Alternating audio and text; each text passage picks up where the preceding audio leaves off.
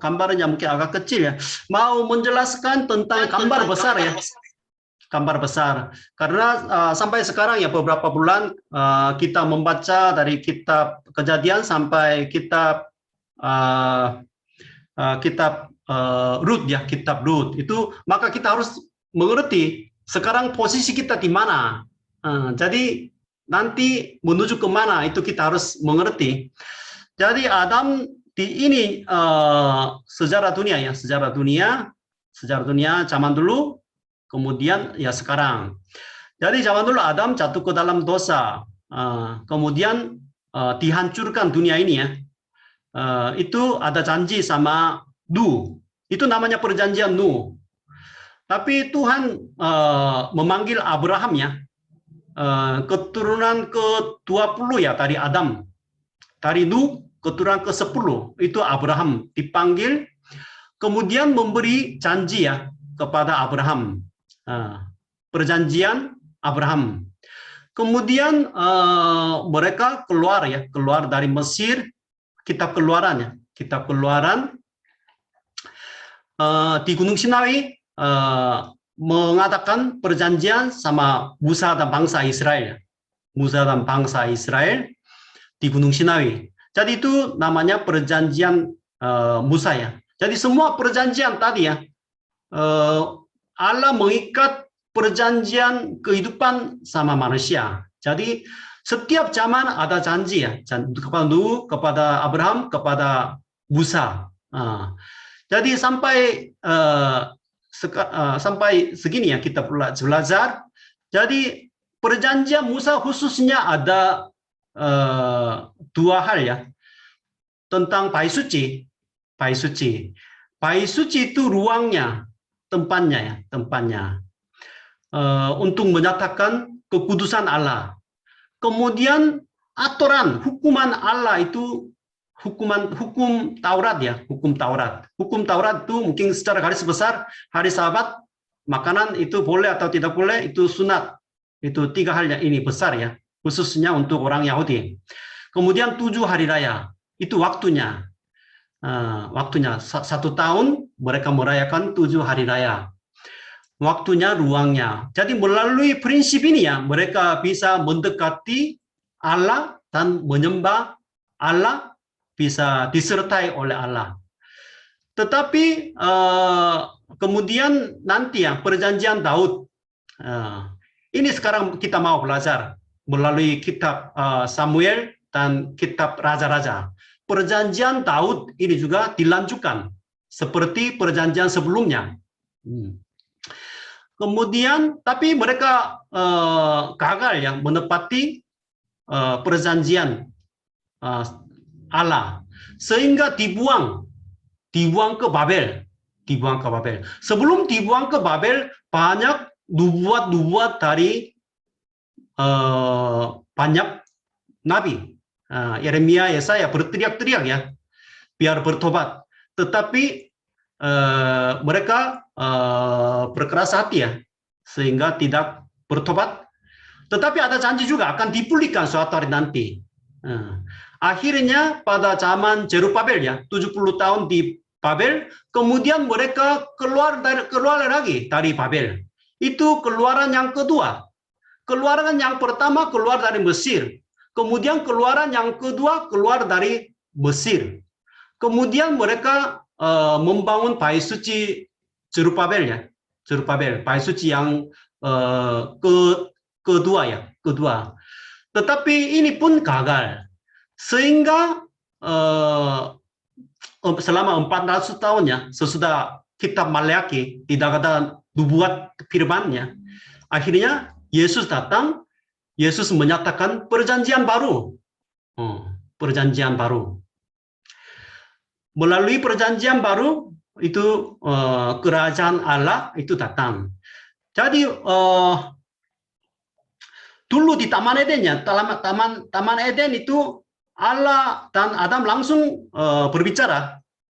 Tetapi mereka makan pohon pengetahuan yang baik, yang jahat itu ya. Sebenarnya Allah mau memperluas daerahnya Taman Eden sampai ke dunia, tetapi ini gagal. Kemudian zaman Musa ya, Israel berkomunikasi melalui bait suci di tabernakel, bait suci sama Allah. Kemudian dikasih tanah Kanaan seperti Eden ya. Eden dan tanah Kanaan itu tempat suci, bukan sebuah tanah, itu tempat suci. Jadi melalui mereka harus taat hukum Taurat. Jadi hukum Taurat mirip dengan pohon pengetahuan yang baik dan yang jahat ini. Jadi harus pegang hukum Taurat ini, sehingga kerajaan Allah ini diperluas ya sampai ke dunia ini melalui bangsa Israel seperti bangsa imamat ya, imaman. Jadi ini gagal sehingga melalui perjanjian baru ya dari Yesus Kristus kerajaan Allah akan terbentuk. Nanti kerajaan Allah ini sama dengan dunia. Jadi itu gambar besar tentang perjanjian Allah setiap zaman. Jadi Matius pasal 1 ayat yang pertama, inilah silsilah Yesus Kristus, anak Daud, anak Abraham. Jadi kepada Abraham ya, seharusnya anak Abraham dan anak Daud itu benar, tapi di dalam kitab Matius ya, sangat menekankan Raja Daud, sehingga Daud dulu, kemudian anak Abraham. Jadi anak Daud itu penting. Tapi kepada Abraham sudah ada janjinya. Perjanjian Abraham itu apa? Kejadian 12 ayat 2 ya. Aku akan membuat engkau menjadi bangsa yang besar. Kemudian Kejadian 17 ayat 16. Aku akan memberkatinya, dan daripadanya juga aku akan memberi kepadamu seorang anak laki-laki, bahkan aku akan memberkatinya sehingga ia menjadi ibu bangsa. Itu Sarah ya. Raja-raja bangsa-bangsa akan lahir padamu. Jadi akan dilahirkan raja-raja. Itu sudah ada nubuat di dalam perjanjian Abraham. Jadi raja ini seperti apa? Jadi kurang jelas karena sampai sekarang tidak ada sistem pemerintahan raja di dalam bangsa Israel ya. Tetapi pada zaman Daud itu muncul ya sistem pemerintahan raja, yaitu Daud ya, Daud. Jadi ini bagaimana terbentuk kerajaan Daud, kerajaan Israel itu cerita tertulis ya di dalam 1 Samuel, 2 Samuel ya. Kitab Samuel itu sebenarnya 1 Samuel, 2 Samuel itu satu kitab, tetapi dipisahkan menjadi 2 kitab, 1 Samuel, 2 Samuel. Ya kenapa? Karena bahasa Ibrani kalau diterjemahkan bahasa Yunani itu tebal sekali. Maka kitab Septuaginta itu mulai dipisahkan menjadi 2 kitab karena 1 Samuel terlalu tebal sehingga dibagi 2, 1 Samuel dan 2 Samuel. Dan juga sebenarnya 1 Samuel, 2 Samuel itu ceritanya Samuel itu tidak begitu panjang. Kebanyakan cerita sebenarnya tentang Raja Daud. Tetapi mengapa kasih nama kitab sebagai Samuel? Itu sangat penting ya, sangat penting. Karena Raja Israel itu bukan seperti Raja Mesir, raja di sekitar Israel, Raja Filistin, tidak. Raja biasanya mereka muncul menguasai banyak daerah, kemudian mereka sendiri menjadi raja dengan kekuatannya sendiri. Tetapi bangsa Israel itu raja itu harus beda dengan raja bangsa lain. Artinya melalui nabi Allah dia ditentukan dulu, kemudian diurapi, kemudian dia menjadi raja. Bukan kekuatannya sendiri ya, bukan kekuatannya sendiri. Sehingga maksud ya memberi judul nama kitab itu Samuel itu karena Samuel itu penting. Karena Samuel itu nabi, kemudian melalui nabi sesudah menerima wahyu dari Allah, kemudian dia mengurapi seseorang, kemudian dia menjadi raja. Jadi itu maksudnya ya, maksud memberi, bukan itu judul kitab itu bukan Daud, itu Samuel, itu lebih tepat karena ini beda dengan raja biasa. Kemudian penulisnya Samuel dan penulis lain. Kemudian kata kunci Raja Israel. Ayat inti itu 1 Samuel 15 ayat 22. Tetapi jawab Samuel, apakah Tuhan itu berkenan kepada korban bakaran dan korban sembelian sama seperti kepada mendengarkan suara Tuhan? Sesungguhnya mendengarkan lebih baik daripada korban sembelian, memperhatikan lebih baik daripada lemak domba-domba jantan. Jadi ini ayat inti.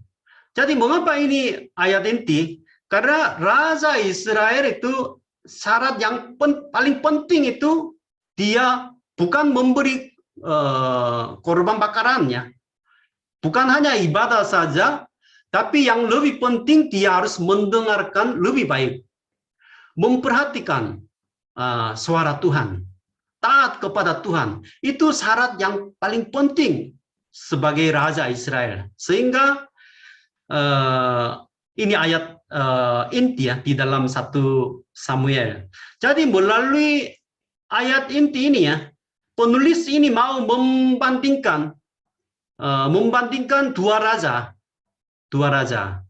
Jadi Raja Saul dan Raja Daud. Raja Saul yang gagal. Raja Daud berbeda. Dia mendengarkan lebih baik. Dia memperhatikan lebih baik. Itu tertulis di dalam 1 Samuel. Sehingga dia layak menjadi Raja Israel. Jadi itu maksud penulis kitab Samuel ya. Kemudian dan juga salah satu tujuan menulis kitab Samuel itu bagaimana Raja Daud dapat menjadi raja atas Israel. Itu juga mungkin berikutnya sudah. Jadi tiga tokoh Nabi Samuel, orang Nasir seumur hidup, seperti Samson ya, Simpson, dan seperti Yohanes Pembaptis ya. Kemudian orang Lewi, maka dia mempersembahkan korban bakarannya. Kemudian sekaligus dia hakim juga, dia nabi juga, kemudian penasihat kerajaan. Jadi itu pelayanan Samuel itu segala macam, itu agak khusus ya, tidak seperti Samuel ini ya. Orang bisa sebagai imam, kemudian hakim, nabi, penasihat kerajaan juga. Jadi tugasnya banyak ya, Pak. Sangat khusus, tidak pernah ya ada seperti nabi seperti ini.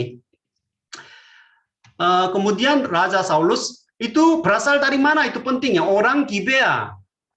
Kalau saudara-saudara membaca Hakim pasal 19 ya, itu memperkosa istri orang Lewi itu kejadian terjadi di mana? Itu Gibea, suku Benyamin. Maka suku Benyamin hampir punah.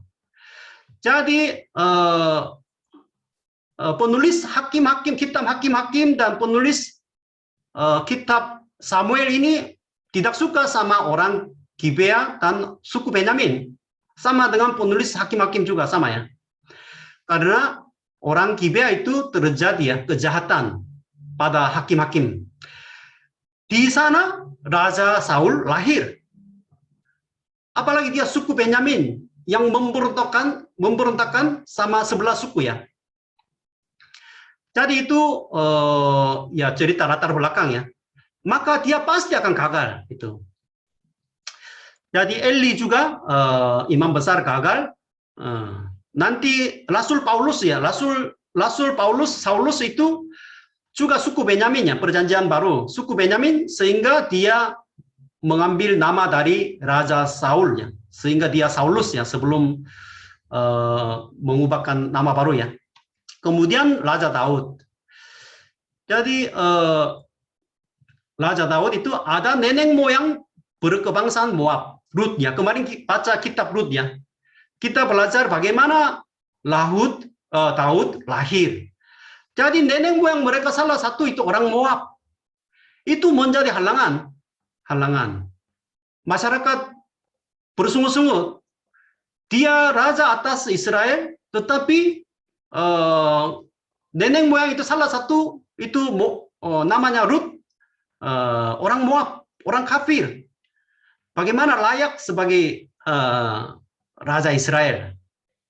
Karena syarat raja Israel ya, Ulangan pasal 17 ya, harus orang Israel, tidak boleh campur darah. Jadi ini sudah dijelaskan ya melalui kitab Rut ya.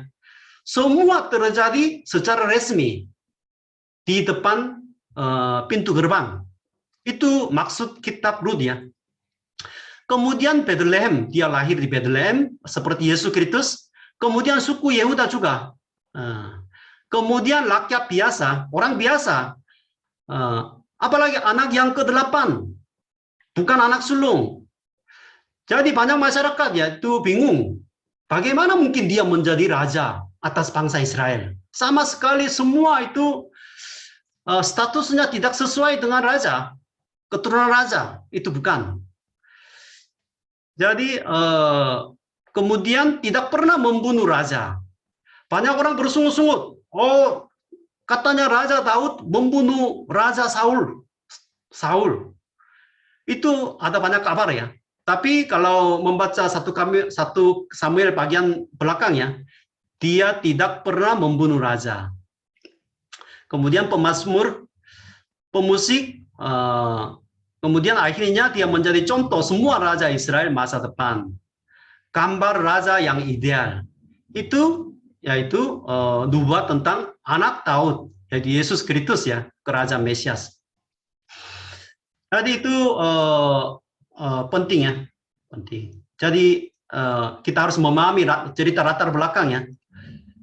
Jadi 3 bagian, pasal 1 sampai 7 Nabi Samuel, gimana lahir, gimana mulai memerintah bangsa Israel. Kemudian bagaimana pasal 8 sampai 15 Raja Saul ya. Bagaimana dia menjadi raja, latar belakangnya ceritanya, kemudian bagaimana dia gagal, ditolak. Kemudian pasal 16 sampai 31 penderitaan Daud. Jadi Raja Saul dan Raja Daud itu bedanya, Raja Saul tidak ada padang gurun, tidak ada penderitaan. Keluarganya yang mungkin kaya raya, keluarga sukses ya. Tetapi Daud itu dia akan menjadi raja, tetapi dia menderita. Raja Israel harus menderita. Itu sama dengan Yesus Kristus ya. Jadi Daud itu dikejar ya oleh Saul, kemudian melarikan diri di padang gurun, menderita. Jadi itu bedanya dengan Raja Saul dan Raja Daud. Pasal yang terakhir kematian Raja Saul. Pasal 1 ya Samuel lahir. Pasal 1 ayat yang pertama. Ada seorang laki-laki dari Lamataim, Sofim. Lamataim itu sama dengan Rama. Dari pegunungan Efraim, namanya Elkana. Itu ayah Samuel ya, Elkana. Di sini salah pahamnya dari pegunungan Efraim, sehingga dianggap ini suku Efraim. Tidak. Elkana ini suku Lewi, sehingga Samuel mengatakan korban persembahannya. Jadi bukan orang Efraim ya, suku Lewi yang tinggal di pegunungan Efraim itu maksudnya. Banyak orang itu salah paham. Orang ini mempunyai 2 istri. Orang Lewi harus punya 1 istri ya. Tapi ini pada zaman hakim-hakim ya, sehingga itu masih gelap ya, punya 2 istri. Seorang bernama Hana, yang lain bernama Penina. Tertulis nama Hana dulu ya, maka istri yang pertama. Kemudian istri yang kedua Penina. Mengapa ada istri yang kedua? Mungkin alasannya istri yang pertama tidak melahirkan anak, sehingga ambil istri yang kedua. Penina mempunyai anak, tetapi Hana tidak. Tetapi keluarga ini ya, keluarga Elkanah ini pasal 1 ya, sangat ditekankan. Setiap tahun rajin datang ke Shilo untuk beribadah. Itu 3 kali tertulis. Ayat 3, ayat 19, 28. Jadi mengapa menulis ini? Karena keluarga ini rajin beribadah. Walaupun zamannya, zaman hakim-hakim ya, gelap, tetapi rajin ibadah. Maka ya Tuhan memakai keluarga Elkanah itu. Kemudian ayat 5 ya, meskipun ia mengasihi Hana, Elkanah lebih mengasihi ya Hana. Itu ceritanya mirip dengan Enggak punya penggas. Ada penggasmu nggak, Elga? cerita keluarga Yakub ya. Yakub, Lea dan Rahel itu hampir sama ceritanya.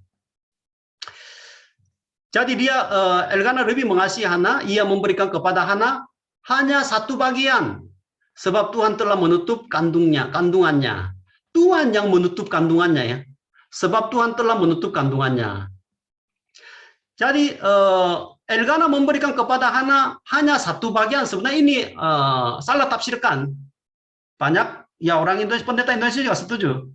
Salah tafsir. Hanya 1 bagian itu. Sebagai orang Lewi, sesudah ibadah bisa ambil bagian korbannya, daging korban. Tapi mereka bisa makan bersama-sama keluarganya. Jadi ia sangat mengasihi Hana sehingga bahasa Inggris ya, dia memberi 2 bagian. 2 bagian. Itu yang benar ya. 2 bagian. Istri yang pertama, kemudian dia mencintainya sehingga memberi 2 bagian. Itu coba cari ya bahasa Inggris ya, 2 bagian. Tapi Hana itu sedih sekali. Setiap kali datang ke Shilo, tempat ibadah. Tetapi menurut agama Yahudi ya, zaman dulu seorang perempuan tidak bisa melahirkan anak, artinya dia dikutuki oleh Tuhan. Dianggap dikutuki oleh Tuhan ya. Sehingga penina ini menyusahkannya hati Hana. Jadi di tempat ibadah Hana beribadah kepada Tuhan, tetapi penina ini, istri yang kedua ini membujuknya, kamu dikutuk oleh Tuhan. Ya berbicara seperti itu. Sehingga Hana itu sedih. Mandul itu dianggap terkutuk Tuhan. Dan juga pada zaman hakim-hakimnya tidak ada harapan bagi keluarga dan bangsa. Mandul artinya tidak ada harapan untuk masa depan. Dan juga kalau mandul, seorang perempuan mandul, dia merasa terkutuk sehingga sulit beriman kepada Tuhan. Sulit. Sehingga dia tidak mau makan. Kemudian dia berdoa. Kemudian Eli, pasal 1 ayat 15 ya, kata Eli kepadanya, berapa lama engkau berlaku sebagai orang mabuk. Jadi dianggap orang mabuk ya, orang mabuk. Tetapi dia betul-betul ya mencurahkan isi hati di hadapan Tuhan. Kemudian Eli bilang, biarlah hambamu ini mendapat belas kasihan. Kemudian dia pergi. Jadi Eli itu keturunan Itamar ya, anak keempat Harun. Imam Tuhan agamawi.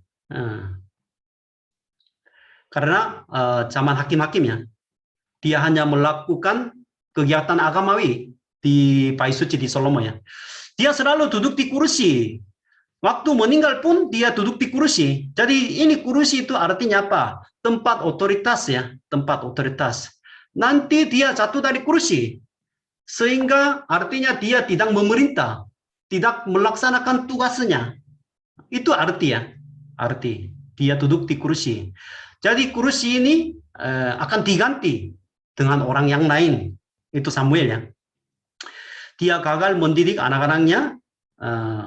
Eli gagal ya mendidik anak-anaknya. Nanti Samuel juga 2 anak itu nakal.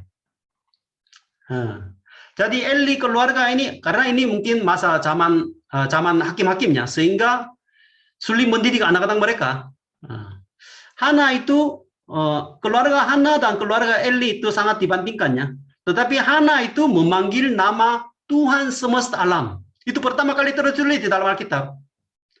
Tuhan semesta alam itu, mengapa Hana panggil ya nama Tuhan, nama Yahweh itu Tuhan semesta alam.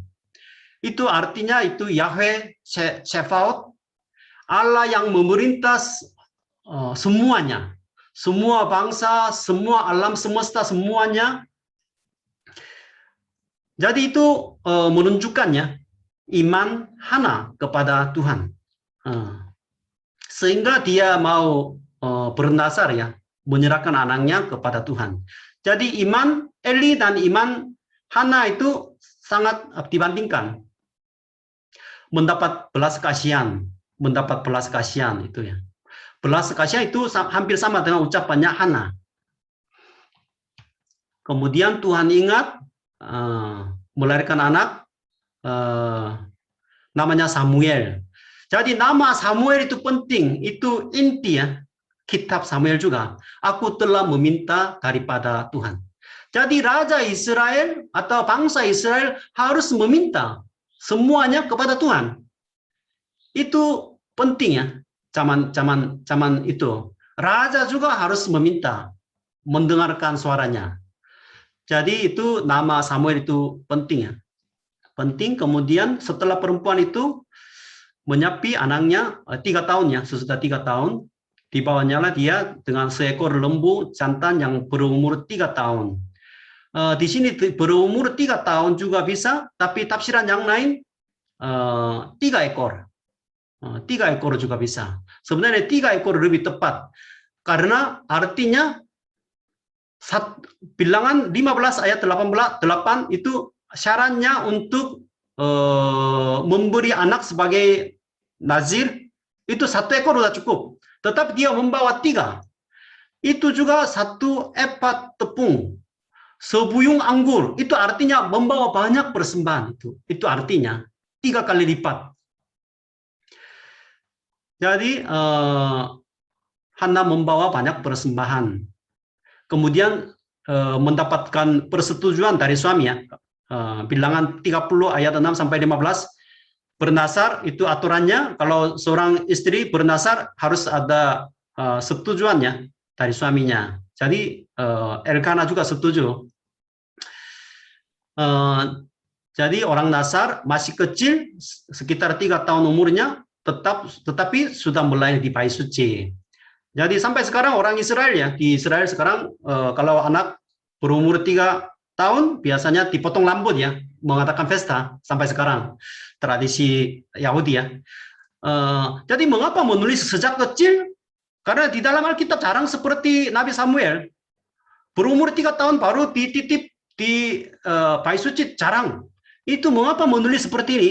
Karena yang membaca ya, masyarakat Israel harus mengerti Samuel itu betul-betul memiliki otoritas sebagai raja untuk mengurapi raja Israel. Jadi dia layak seorang nabi yang diutus oleh Allah. Karena sejak kecil lahir sebagai seorang Nazar dan juga dibesarkan di bait suci. Itu maksudnya ya. Jadi itu Shilo ya, Shilo sekarang. Sekarang ada sekolah Torah untuk orang Yahudi. Kemudian pasal kedua pujian Hana. Jadi doa Hana ya, doa Hana itu dikabulkan, kemudian responnya dia menaikkan pujian. Respon orang mengalami kasih setia Tuhan akan menaikkan pujian, seperti pujian Deborah, pujian Maria. Jadi orang yang mengalami kasih setia Tuhan, dia pasti akan menaikkan pujiannya. Itu respon. Kalau kita jarang menyanyikan Tuhan, memuji Tuhan, itu artinya ya dia belum mengerti kasih setia Tuhan. Dan juga bukan hanya pujian pribadi dari Hana saja, di dalam pujian Hana itu dibuat untuk masa depan bangsa Israel. Tertulis di dalam pujian itu, sudah dinubuatkan. Jadi pujian itu intinya 7 pembalik. Dibalikkan 7 hal. Kekuatan yang berkuasa besar direndahkannya. yang makan banyak, ya tidak ada makanan. Nah, jadi keturunan banyak, ya tidak ada keturunan. Nanti Hana juga punya 5 anak lagi ya, 5 anak. Karena dia menyerahkan 1 anak, maka Tuhan memberi 5 anak. Jadi yang menentukan hidup, kekayaan, kedudukan, kehormatan itu yang semuanya ditentukan oleh Tuhan. Ditentukan oleh Tuhan. Jadi itu sebenarnya nubuat tentang masa depan. Raja Israel harus mengerti Tuhan yang menentukan segalanya. Jadi itu dibandingkan ya, kehidupan penina, Eli, Saul. Kemudian kehidupan Hana, Samuel, dan Daud. Itu 2 macam ya, 2 macam. Jadi kehidupan Hana dan Samuel, Daud itu mengerti siapa yang menentukan semuanya. Itu Tuhan sendiri. Kemudian pasal 2 ini ya, mirip dengan nanti 2 Samuel pasal hampir yang terakhir ya, 22. Itu pasal 2 ini pujian Hana itu pujian pembukaan. Tapi nanti pasal 2 Samuel pasal 22 itu penutupan. Penutupan pujian dari Daud. Itu seperti ya doa pembukaan, pujian pembukaan dan penutupan tuh. Hampir mirip dua-duanya. Nanti waktu kita membaca 2 Samuel pasal 22 kita bisa mengerti ya. Ini juga sebenarnya sama dengan Mazmur pasal 18 juga hampir sama.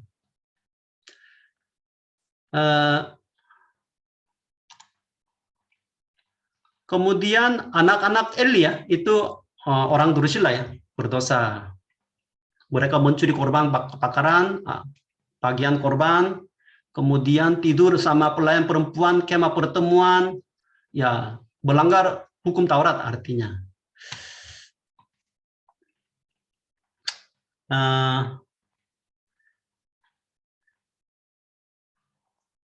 Itu cepat ya. Maka nanti ya Tuhan akan mengangkat bagiku seorang imam kepercayaan yang berlaku sesuai dengan hatiku dan jiwaku, dan aku akan membangunkan baginya keturunan yang teguh setia sehingga ia selalu hidup di hadapan orang yang urapi. Jadi seorang imam kepercayaan itu Samuel ya, orang yang urapi itu Raja Daud ya. Jadi anak-anak Eli itu ya berdosa besar ya, sebagai anak imam besar, sehingga mereka ya hukumannya mati. Kemudian pasal 3 panggilannya, panggilan Samuel terpanggil. Pada zaman itu firman Tuhan jarang, penglihatan pun tidak sering karena zaman hakim-hakim ya masih. Tapi Tuhan memanggil ya, Tuhan memanggil Samuel. Tapi dia mungkin salah paham ya, dipanggil oleh Eli ya, imam besar. Ya apa-apa, ini 3 kali ya. Jadi lalu Tuhan memanggil Samuel itu ya Tuhan baru mulai berfirman. Pada zaman hakim-hakim mungkin Tuhan jarang berfirman. Tapi akhirnya kepada Samuel ya mulai berfirman. Akhirnya masa yang baru akan datang. Masa yang berharapan akan datang. Jadi karena Tuhan memanggil. Tuhan selalu memanggil, bukan manusia yang mencari Tuhan ya. Kemudian Samuel telah dipercayakan jabatan nabi ya, Tuhan. Dan Tuhan selanjutnya menampakkan diri di Shilo, sebab ia menyatakan diri di Shilo kepada Samuel dengan perantaran firman-Nya. Jadi Tuhan menyampaikan kehendaknya melalui perantaran Samuel. Sehingga pasal 4 itu pasal 3 ya, sudah keluarga Eli akan mengalami kematiannya. Maka pasal 4 itu digenapi nubuat dari Samuel dan seorang abdi Allah ya. Karena perkataan Nabi harus digenapi. Itu penting. Maka pasal 4 melalui direbut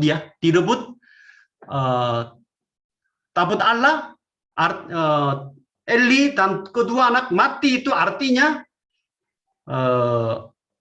ya perkataan Samuel sebagai nabi betul-betul digenapi, itu artinya. Jadi pasal 4 sampai 6 ya, tabut Tuhan dirampas ya. Pasal 4 ayat 1a, A dan B ini dibagi. Dan juga sebenarnya ayat 1 sampai 2, 3 sebenarnya enggak ada kaitannya, tapi ayat A begini, dan perkataan Samuel sampai ke seluruh Israel, Dia betul-betul melayani sebagai nabi, memberitakan firman Tuhan. Tetapi bangsa Israel mulai berperang dengan Filistin. Itu artinya mereka tidak mau mendengar perkataan Samuel, itu artinya. Dalam peperangan mereka belum pernah bertanya juga, langsung bertempur ya, sehingga mengalami berapa orang meninggal ya, 700 orang meninggal. Orang meninggal, sehingga ada ide ya dari tua-tua, bagaimana membawa tabut perjanjian Tuhan di medan peperangan. Jadi pasal 4 itu bukan hanya menulis tabut Tuhan, tetapi pasal 4 itu ayat 3, ayat 4, ayat 5 itu tabut perjanjian Tuhan itu. Bukan hanya tabut Tuhan, tabut perjanjian Tuhan. Itu tertulis. Biar bangsa Israel mengingatkan kembali ya, itu perjanjian Tuhan. Tetapi ya mereka mungkin menganggap tabut Tuhan itu semacam jimat ya, jimat. Dirampas, kemudian Eli dengar berita itu, jatuh Eli terlentang dari kursi. Artinya dia hilang ya pekerjaan pelayanan sebagai imam. Jadi jatuh dari kursi. Jadi kursi ini diduduki oleh orang lain, yaitu Samuel. Jadi menantunya melahirkan anak, Ikafod.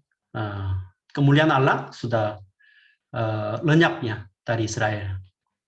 Jadi itu menunjukkannya ke keadaan rohani bangsa Israel. Bangsa Israel menganggap itu tabut Allah itu semacam jimat. Kalau membawa berperang pasti menang. Tetapi ternyata itu dilampas. Kaget mereka juga. Kemudian pasal 5 ya. Pasal 5 tabut Tuhan ya di Palestina itu tapi Dagon itu dewa Filistin ya. Itu kepala Dagon dan kedua belah tangan terpenggal dan terpelanting ke ambing pintu.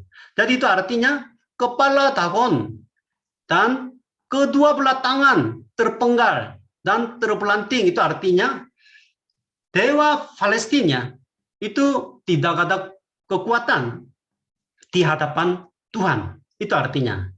Bukan karena Tuhan lemah sehingga tabut Tuhan dirampas oleh Filistin, bukan. Karena bangsa Israel sendiri tidak menghargai tabut Allah, tabut Tuhan, sehingga Tuhan meninggalkan bangsa Israel. Bukan karena Tuhan tidak berkuasa. Jadi melalui hancurnya kepala Dagon dan kedua belah tangan Dagon ini, ya betul-betul Tuhan menyatakan kekuatannya di luar Israel, di Palestina. Jadi Filistin itu orang Filistin selalu berperang sama Simson, nanti akan berperang sama Daud. 5 kota besar itu, 5 kota besar. Maka nanti kirim 5 porok emas, 5 tikus emas ya. Karena itu ada 5 raja di setiap kota. Itu Pentapolis namanya, Pentapolis. Dagon itu dewa Filistin, berbentuk ikan, sebagian bentuk ikan, bentuk manusia. Jadi tabut Tuhan itu pindah-pindah, tapi setiap tempat itu ada kutukan dari Tuhan. Asdod, Gad, Ekron. Akhirnya pindah ke Betsemes.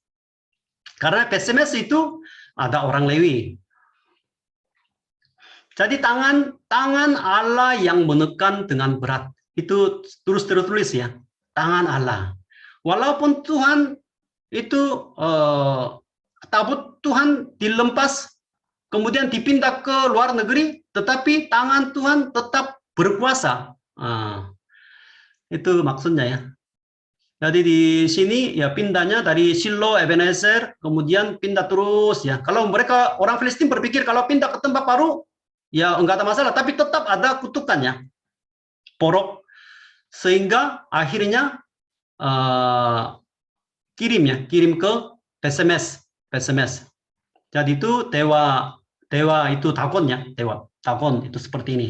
Dagon itu karena mengapa bentuk dewa Filistin seperti ini ya? Filistin sampai sekarang ada Filistin kan, Palestina itu karena mereka pindah dari pulau dari Yunani. Orang Palestina itu sebenarnya orang kafir ya, karena pindah dari Yunani, kemudian mereka tiba di Mesir Utara, kemudian mereka menguasai daerah selatan Israel.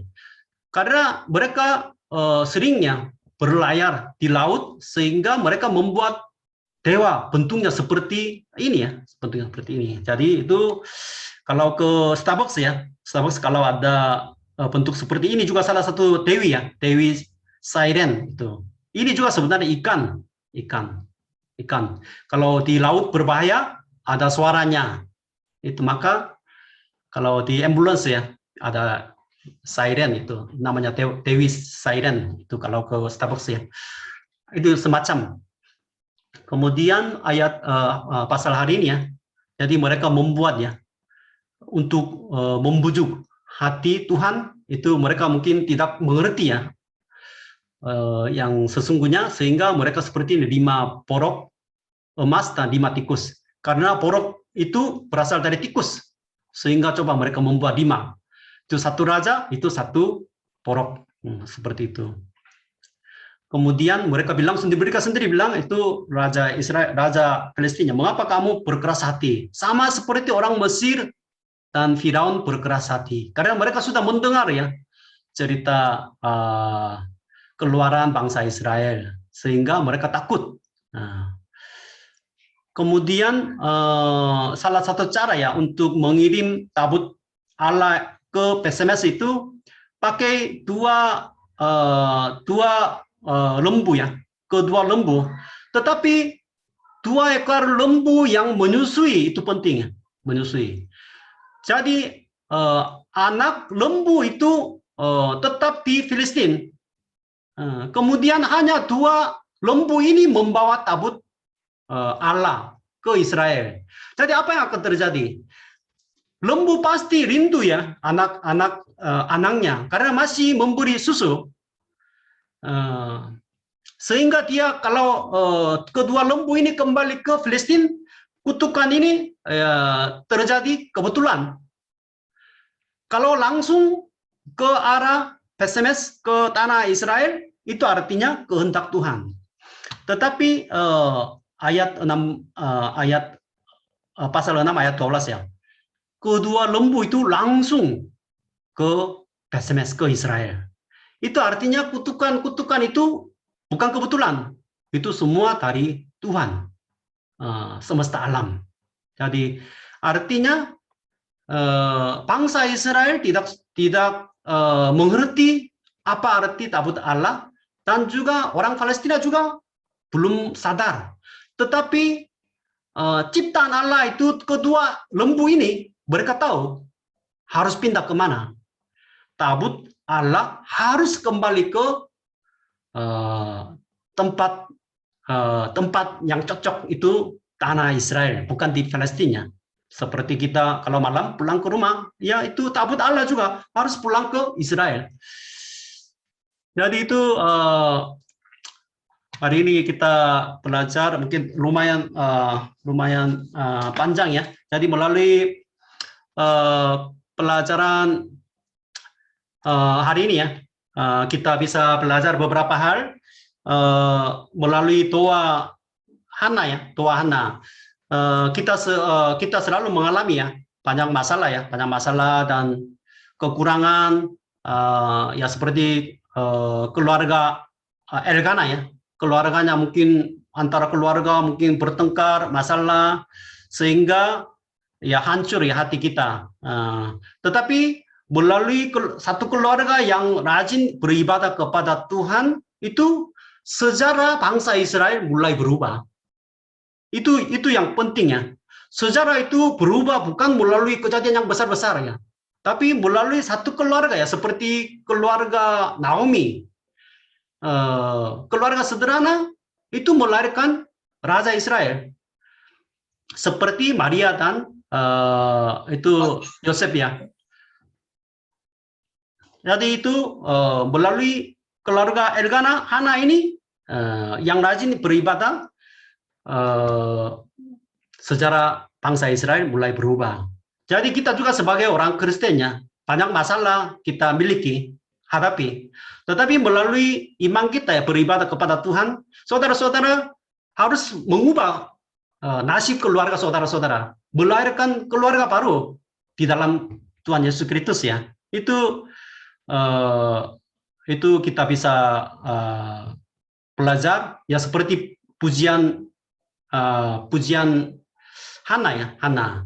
Jadi miskin, tetapi Tuhan meninggikan, membuat kita kaya ya.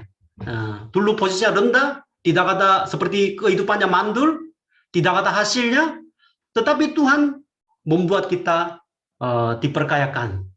Jadi ini kita harus merindukannya, merindukan melalui keluarga kita. Kemudian mungkin yang kedua, Samuel dipanggil, awalnya dia kurang paham, tapi dia merendahkan diri ya, merendahkan diri, kemudian berbicaralah sebab hambamu ini mendengar. Jadi itu pentingnya, membaca Alkitab terus membaca-baca, apa arti membaca itu? Kalau saudara-saudara belum memahami hati Tuhan, tidak mengerti hati Tuhan seperti apa, hati Tuhan sekarang untuk keluarga kita, untuk kehidupan saya itu apa? Kalau belum memahami, membaca sebenarnya enggak ada arti, enggak ada gunanya.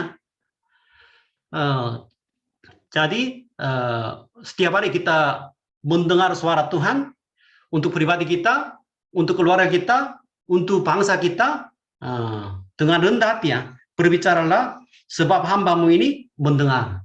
Jadi ini sangat pentingnya. Nanti Raja Daud ya selalu seperti itu, bertanya. Jadi itu selalu mendengar isi hati Tuhan. Itu sangat penting, dan juga melalui tabut Allah ya kita juga belajar ya. Dulu mungkin gereja ya pada abad pertengahannya, gereja kalau membawa salib di garis depan dalam peperangan sama musuh pasti akan menang karena salibnya ada di depan. Itu mistis ya, mistis. Alkitab itu tidak dibaca, itu tidak ada harganya. Waktu menerima sebagai firman Tuhan, Alkitab itu ada artinya. Jadi jangan menganggap Alkitab atau salib atau gedung gereja itu ada kekuatan sendiri. Itu tidak. Atau pendeta tertentu itu mungkin berbeda dengan orang biasa. Itu banyak mitos-mitos yang ada di dalam gereja. Itu salah ya. Jadi kita harus mengalami Allah yang hidup, sehingga kita tidak mengikuti berhala. Itu kita bisa belajar malam hari ini. Itu saja ya, terlalu panjang. Selamat malam, Tuhan berkati.